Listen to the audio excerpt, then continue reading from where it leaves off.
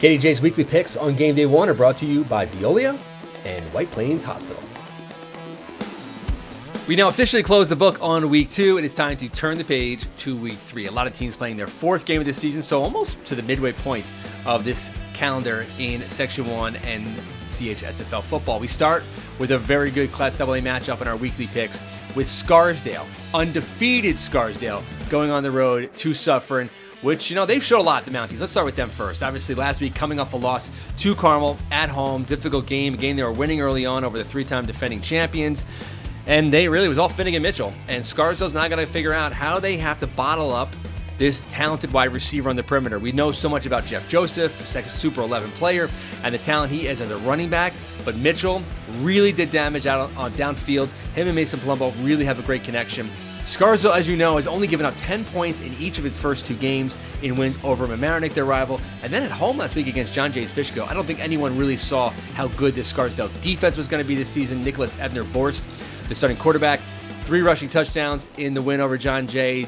Raiders going on the road, and can they contain this offense of Suffern?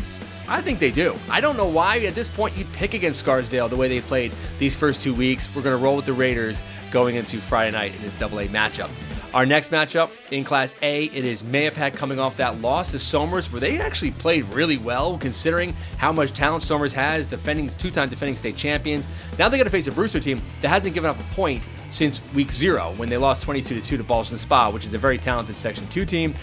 I think Brewster is an interesting team going into this week. When you consider that they have a very talented duo of backs in Trey Ficarara, who had 126 yards rushing, 2 touchdowns and 3 receptions for 60 yards against John Jay Cross River.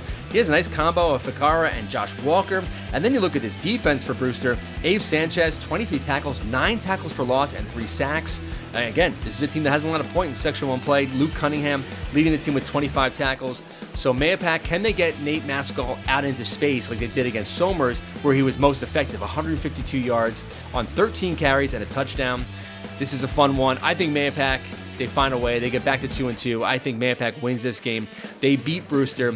They beat them 24-19. Close game going down to the wire in this one. Our next matchup, we go back to Class AA with Mahopac going on the road to Carmel. Now, Carmel, 3-time defending Section 1 champions, coming off a very impressive win in their first 2 weeks, but really what they did in the second half against Suffern offensively, and Tristan Werlau was just exceptional. 152 yards, really most of it coming in the second half, breaking that big touchdown run in the first play of the 3rd quarter. Mahopac, though, showed us something. They showed kind of their formula for success in their win over North Rockland last week, which is dominating possession, controlling the football. North Rockland only had 10 offensive plays in the first 3 quarters of this game, which is incredible when you consider just how explosive this North Rockland team is. So Mahopac is going to have to figure out how to do this again on the road at Carmel on Saturday afternoon at 1 o'clock. I don't think Mahopac can do this to Carmel because I think Carmel's offensive line and defensive line is just too tough. But the potential is there. I think Carmel wins this game. They win this game 27-14, and they take care of business at home to improve to 3-0. Over in Rockland County on Saturday, Westlake at 2-0 taking on Pearl River at 3-0. Fun game. When you consider Pearl River goes and they win last week over Pleasantville on the road to Pleasantville. Now in the driver's seat in a lot of ways in Class B, facing this Westlake team, which is so difficult to prepare for because they have so many options on offense. We've seen it in their 2 games in the wins over Ardsley, and of course last week when they took down Rhinebeck. Jake Zeno ran for 56 yards and a touchdown. Nicholas Sinapoli, 44 yards and a touchdown. These guys all did it on 5-6 carries. Braden Legenza, the quarterback, 83 total yards. And again, this is all in limited work, but they are a team that is so difficult to prepare for. Pearl River's defense is solid. I think going on the road is extremely difficult.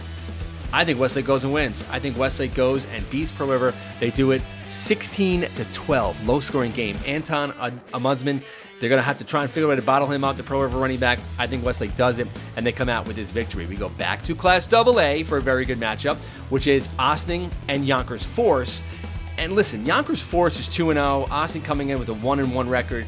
But the winner of this game basically secures one of the playoff spots out of that second Class AA league, which is extremely important to win this game.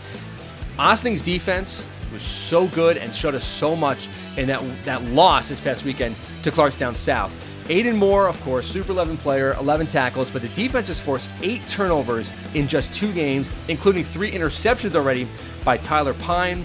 They face an explosive offense. Obviously, Nas Fields, the quarterback for Yonkers Forest, has been doing it all in 2 games, 539 yards combined rushing and passing, and 4 total touchdowns, coming off an emotional win over Yonkers Brave.